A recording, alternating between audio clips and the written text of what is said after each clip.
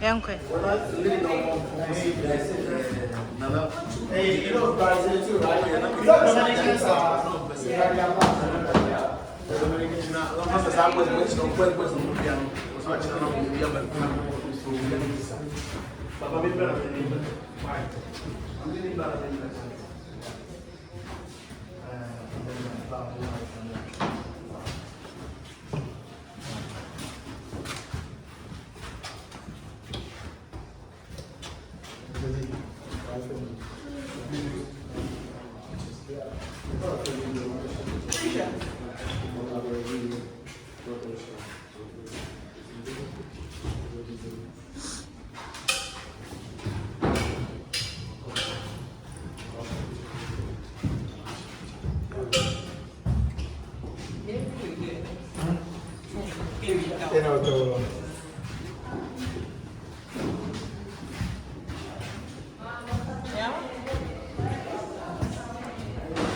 You see this? Yeah. Did you see your family over there? Yeah. There you go. There you go. There you go.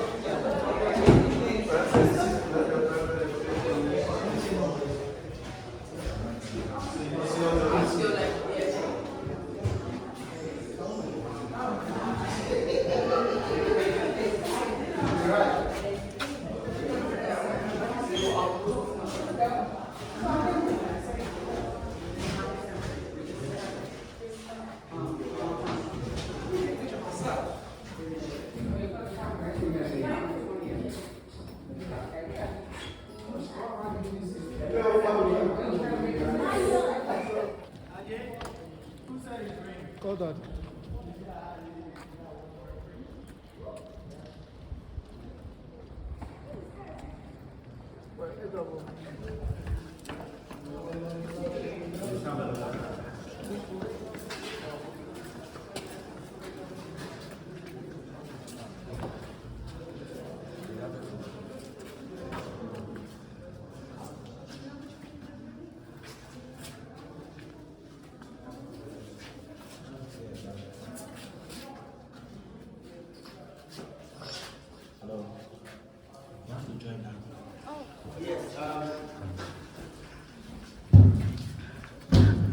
My name is Ojo, and this is where we are going to start a tour. And all the group that we see here were dungeons for the female slaves. The female slaves were about 400, the male slaves were about 600. So at one time, this castle held approximately 1,000 slaves. The name of the castle is St. George's Castle, or Elmina Castle. According to the history, the Portuguese were the Europeans who came to this place. They came here 1471, and they were here to trade and also to spread Christianity. They were here for gold, ivory, spices, local textiles, and many more. And when the Portuguese were coming, they brought guns, gunpowder, tobacco, alcoholic beverages, even mirror. They brought mirrors in exchange of gold from the local people. And they were getting a lot of gold at that time. That is why they named this place Elmina. So Elmina is not the original name. Elmina means the mine, gold mine. But before the coming of the Portuguese, the original name used to be Anomansa. Anomansa. In English, it's like inexhaustible water. Water that does not exist. Yes. Now, when they came, this castle wasn't built. So the Portuguese were sleeping in their bed ships on the sea, but they were in the tent here. And as time went on, the trade was booming. Now, they needed places to sleep and also to store their goods. That is where the leader of the Portuguese by name, Don Diego de Azambuja, went to see a chief. Because when they came, there was a chief around. The name of the chief is Nana Kwamena Ansa. And even history has it that they went to the chief several times for this piece of land to be given. But initially, the chief was reluctant to give out the land, citing future cultural differences. But upon persuasions and assurances, the land was later given. So they brought building materials together with workmen to put up this castle in 1482. So the Portuguese built this? Yeah, it was built on faces. So when they built it, they were using all the rooms on the ground floor as storerooms or warehouses. Now, when slave trade started, the same rooms were converted into dungeons where human beings were held. Slave trade started in 1500 or in the early part of 16th century, and that began what is known as transatlantic slave trade. So the Portuguese, they spent 155 years here because the Europeans were also attacking themselves. Even Dutch attacked the Portuguese 2 times, and all the 2 attacks from seaward. The first attack was in 1596. The Portuguese defeated them. They came back in 1624, still they were defeated. When they were coming the 3rd time, some came from inland, and others also from seaward. So the Portuguese couldn't do anything than to surrender. And they were also able to defeat the Portuguese with the help of some of the local people. Because you see, the Portuguese started cheating them. So they were not happy. And also the Portuguese tried to monopolize the trade. So they intentionally signed an agreement known as Regimento Agreement. And that agreement stated that the locals should only trade with the Portuguese and no any other company. Now, when you are caught trading outside the Portuguese, they have to cut off one of your ears. And even some of them were killed through that. So they were not happy with that law, thinking Dutch were their saviors. They all helped Dutch. And when Dutch took over, it was even worse. So as we are going around, you will see that we have 2 types of bricks. You will see red bricks and yellow bricks. And wherever you see the reddish bricks, these are all imported ones from Portugal. And then the yellowish ones, also the Netherlands, added them. So it means when the Portuguese were here, this castle wasn't as big as we see. It was very small. When Dutch took over, they expanded it and rather developed it into a status of a castle you and I see today. Dutch also spent 235 years here. The Portuguese 155 years. Later, 1807, slave trade was abolished by the British because many people were later against it. Even some people formed society known as Society for the Abolition of Slave Trade. It was formed in 1787. And they had so many branches and started campaigning. By 1807, British Parliament announced that they should stop it. And later, 1814, Dutch also abolished it. And when the slave trade was over, Dutch sold this castle to the British in 1872. But when British bought this castle, British did not use this castle for slave trade. British used this castle for their day-to-day administration. It doesn't mean that they didn't take part, they also took part. But British used the castle. We have a castle in Cape Coast. From here to Cape Coast, it's like about 20 minutes drive. British were there, Dutch were here, and when you go to Accra, the capital city, those from Denmark also built a castle there called Christiansborg Castle, or Osu Castle. Now, British also left when Ghana became independent state in 6 March 1957. So this castle is the oldest and then the largest in the world in terms of transatlantic slave trade. As it stands now, the castle is 541 years old. And later this castle became a property under UNESCO as one of the world's heritage monuments in 1979. So this is a brief history. We are now starting the tour. You can take pictures. You can also ask questions as the tour goes on. Yeah. There's a trap door on top. You have to open it and up the door to the governor's bedroom. And after the act, the woman still comes back as a slave. So it wasn't only the governor. Some of the soldiers, there were soldiers here, merchants, governor's assistants, missionaries, a lot. So some of them were also doing the same thing. So they said some of the women got pregnant. And those who were found pregnant were freed because no one would buy a pregnant slave. But you know, the captives were not from Ghana alone. Some from Nigeria, Ivory Coast, Togo, Mali. Ghana was like a hub. Apart from Ghana, there's a castle in Senegal. It's an island, so we call it Gori Island. Even when you go to Mombasa in Kenya, there's a fort there called Fort Jesus. Nigeria, we have Badagry slave market. The same Nigeria, we have Calabar slave market. So they were bringing them here. And because some of them were from long distances, when they were freed, they could not trace their origin. Now, when they gave birth, the children were light-skinned. So they saw the children to be their own children. Yeah, so they later built houses outside the castle for the pregnant women. They brought the children back. Those children were educated. They were not slaves. That is why today in Ghana, it is common to hear names like Vanderbilt, Van Dyke, Fiala, Battles, Duncan, Da Costa, Johnson, Blanson, Dixon, all over the country. And they said those children grew up and they felt superior over the indigenous.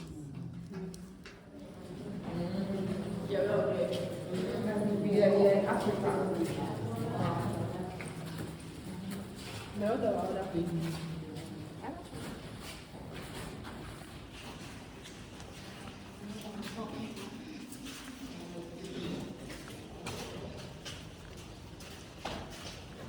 Now, among the dungeons for the female slaves, this is the largest one. All the dungeons, this one is the largest.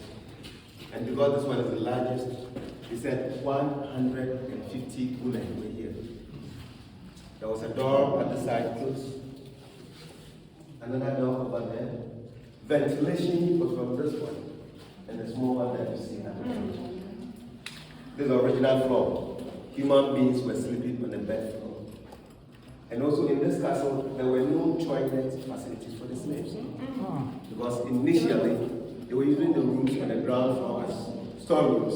When they shifted to slave trade, the same rooms were converted into dungeons. Now, they have to put containers in the dungeons for human beings like us to ease themselves. So you can imagine those who were sick and very weak and could not get closer to the containers will have to ease themselves. There were women, they had their menses, they were in the same condition. And they stayed in the dungeons for 3 months to wait for the ships.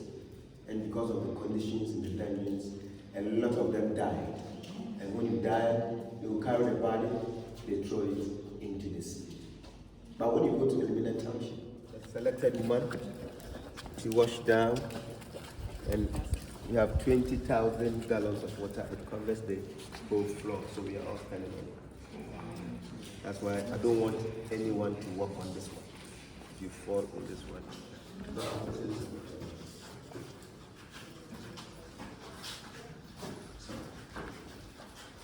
Now, look, these are wooden bars. At that time, they used this one. But because the castle is very close to the sea, the original bars are getting rusty. So all the bars have been replaced with wood. So wherever you see wood like this, they were using this one. And also when you look on the floor, the clothes that you see, there was a program here. It was held on 3rd July 2015. The title for the program is The Return of the Slaves. So many people came and they were all black people. Some from the States, UK, Nigeria, and of course, so many places. They slept in this dungeon for one night, just to have a feel of how the slaves felt when they were here. And even we left here very late. The next day when we came, security told us that after the program, some of them fell sick and they were rushed to the hospital. So you can picture how hard it was when the real thing was going on in the dungeons. Now, upon all these things that they were doing, some of them were Christians. So in this castle, we have 2 churches. The museum that you went first, that's the first Christian church they built in sub-Saharan Africa. That church was built by the Portuguese in 1586. The Portuguese were Catholics. When Dutch took over, Dutch were not Catholics, Dutch were Protestants. So they did not see the church as their own church.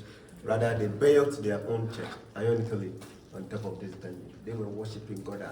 Human beings were down, crying. So the big ships were ready to take them away. These iron bars that you see were not there. Later they placed the bars to make sure nobody falls down when British took over, when the slavery was over. And also there were steps. Today the steps have been destroyed and there's a drainage system constructed down. Sometimes when it rains heavily, it disturbs. So they did this whenever there is heavy downfall, the rain will just get out of the castle and then to join the sea. So we are going to see the door of no return. Come.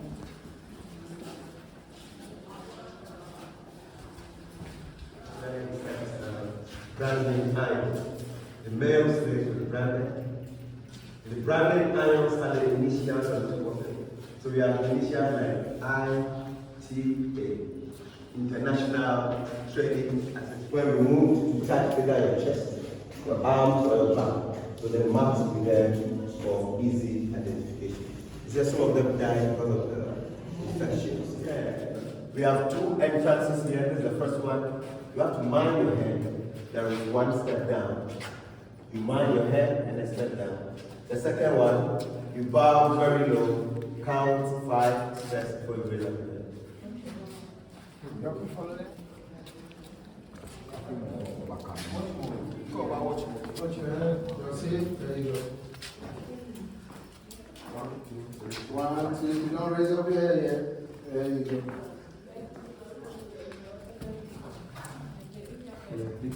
Thank you so much. Mr. Rose.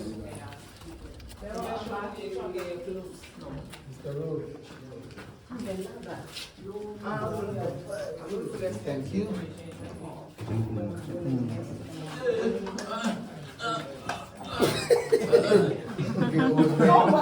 Old Ben.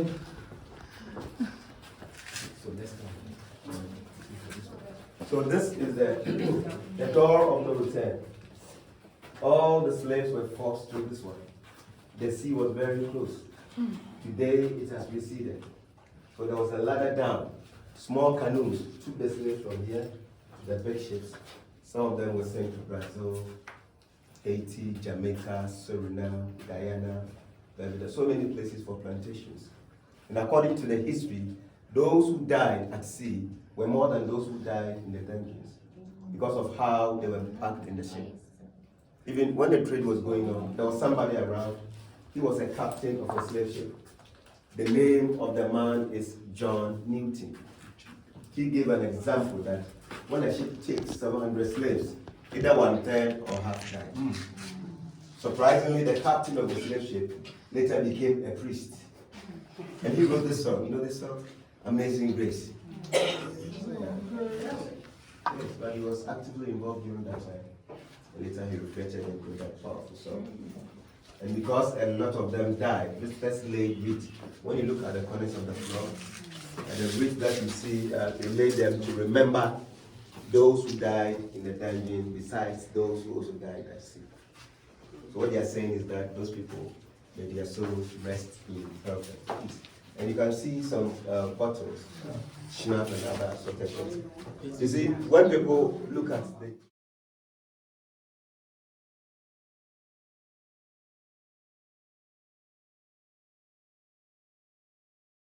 old Dutch. When Dutch were here, one of their governors died. He wrote this to remember the governor. The governor is from Zealand, and he arrived here on the 16th of January, 1758. He died 12th of March, January, February, March, the same year. He was 41 years when he died. And this is a tribute written by a priest. So it's a tribute to the governor. The name is A. Andresi. The priest is from Vieira, and this is a village in Zealand. What the priest is saying is that when this governor was alive, he was very humble, he was honest, and God-fearing. That's what he's saying. The governor was on top of everybody.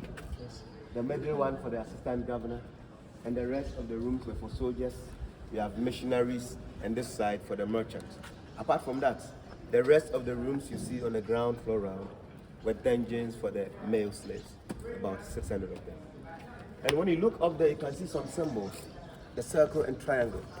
These are secret society symbols. So the circle means eternity, and the triangle is perfection. Yes. And look, when you look, when British took over, British converted the towers into prisons. So British captured a very powerful Ghanaian king from Ashanti region. The name of the king is Prempeh I. Prempeh was here for 4 years.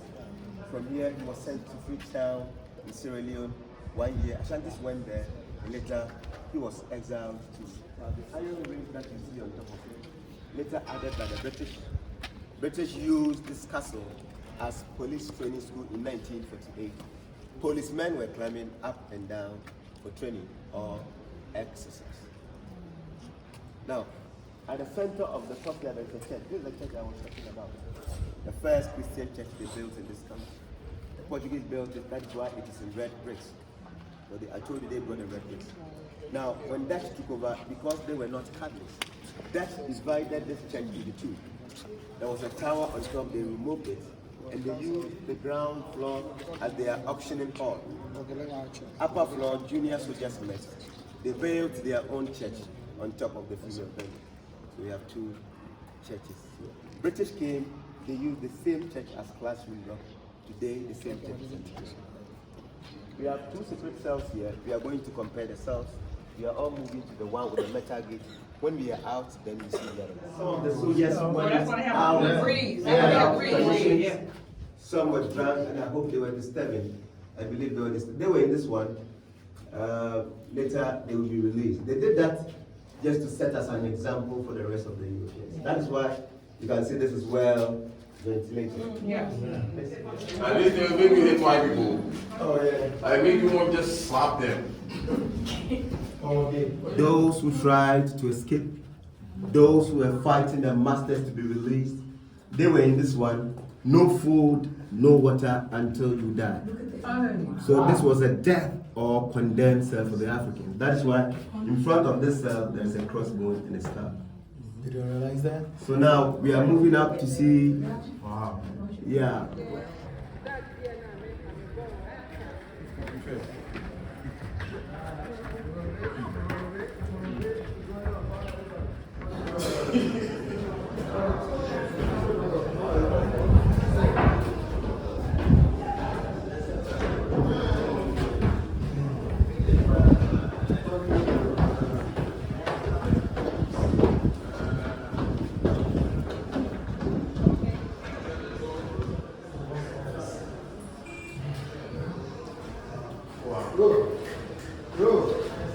Yeah, so this is the governor's bedroom. Let's come here.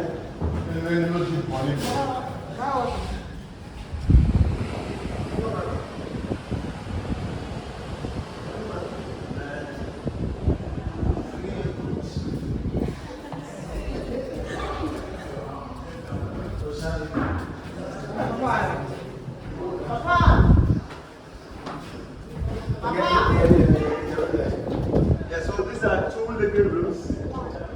That is the bedroom, and the door, small door that you see over there, it is locked. It's the governor's toilet and bath. No more.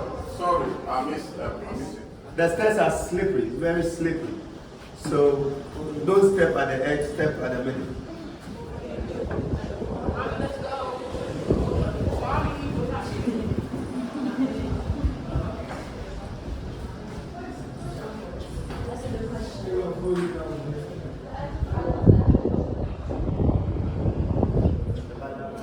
Psalm 132 verse 14. This is my resting place forever. Here I will dwell, for I have desired it. Let's continue. Please mind your head. Watch your head.